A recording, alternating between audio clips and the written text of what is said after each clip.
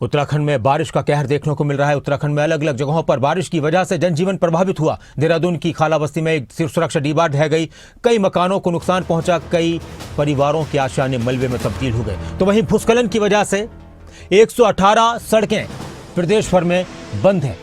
गंगा यमुना समेत कई नदियों का जलस्तर बढ़ चुका है। लगातार बारिश के बीच प्रशासन सतर्क है। मौसम को लेकर अलर्ट जारी किया गया है।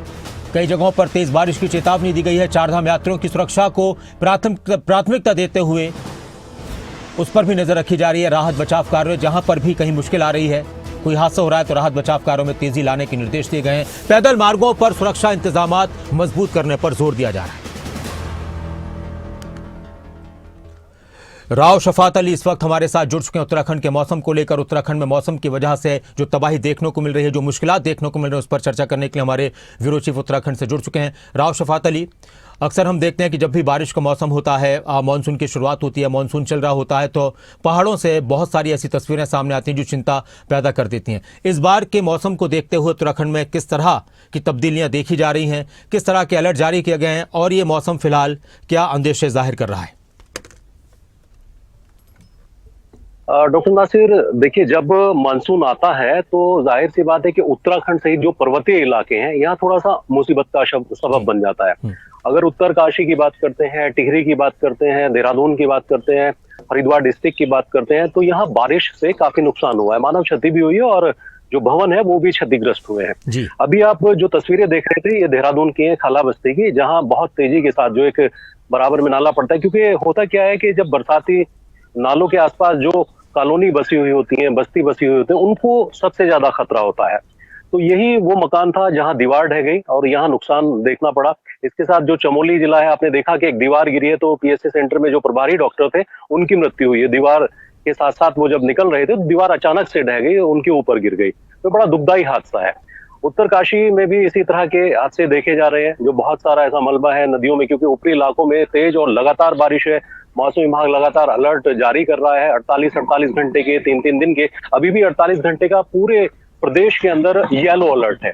ऊपरी इलाकों में बारिश हो रही है, लेकिन राहत की बात है कि अभी देहरादून में थोड़ी सी धूप खिली है, लेकिन बारिश का माहौल नजर आ रहा है। लेकिन जो मैदानी इलाके हैं, क्योंकि ऊपरी इलाकों में जब बारिश होती है तो मैदानी इलाकों में इसका प्रभाव देखने को मिलता है। नदियों का, नालों का जलस्तर बढ़ जाता है। हालांकि स्थानीय प्रशासन ये सुनिश्चित करता है कि मानसून से पहले वो व्यवस्थाएं कर ली जाए ताकि लोगों को परेशानी का सामना न करना पड़े। लेकिन फिर भी, क्योंकि अभी देखा कि उत्तराखंड में जब मानसून ने दस्तक भी नहीं दी थी तो उससे पहले एक मॉक ड्रिल की गई थी। पूरे प्रदेश भर में व्यापक तरीके से मॉक ड्रिल की गई, लेकिन उसका बहुत ऐसा असर दिखाई नहीं दिया, क्योंकि जिस तरह के नुकसान होते हैं ये मालूम नहीं होता कि कौन सी जगह कहाँ तेज बारिश होगी, कहाँ सबसे ज्यादा क्षति होगी। तो ये सबसे बड़ी समस्या है। लेकिन फिर भी एसडीआरएफ, एनडीआरएफ, जो आपदा कंट्रोल रूम है वो नजर बना करके रखता है। जो स्थानीय प्रशासन है उनको भी अलर्ट किया जाता है। जो स्थानीय लोग हैं वो भी मदद करते हैं। अभी हाल फिलहाल की बात करें, 48 घंटे का अभी, क्योंकि मौसम विभाग ने येलो अलर्ट जारी किया है और जो ऊपरी इलाके हैं तेज बारिश वहां पर हो रही है, और जो मैदानी इलाके हैं वहां रहने वाले लोगों को भी जो सुरक्षित स्थान है वहां पर ले जाया जा रहा है। पुलिस भी अपनी ओर से मदद करती है। जो कुछ ऐसे इलाके हैं, शेल्टर होम बनाए गए हैं, टीन शेड बनाए गए हैं, ताकि जो नदियों के आसपास रहने वाले लोग हैं वो सुरक्षित रहें, क्योंकि सबसे ज्यादा खतरा ही उन लोगों को होता है जो नदियों के आसपास है। और इनमें बहुत सारी ऐसी बस्तियां हैं जिनके पास दूसरा कोई ठिकाना नहीं होता, घर नहीं होता।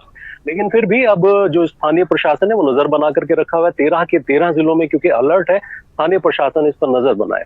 जी, बहुत शुक्रिया आपका राव शफात अली इस खबर पर चर्चा करने के लिए। क्योंकि मौसम की अगर बात की जाए तो उत्तराखंड का मौसम जितना खूबसूरत होता है, लेकिन जब बारिश बहुत तेज होती है, मौसम बिगड़ता है, तो वही खूबसूरत माहौल कई बार चिंता पैदा कर देता है।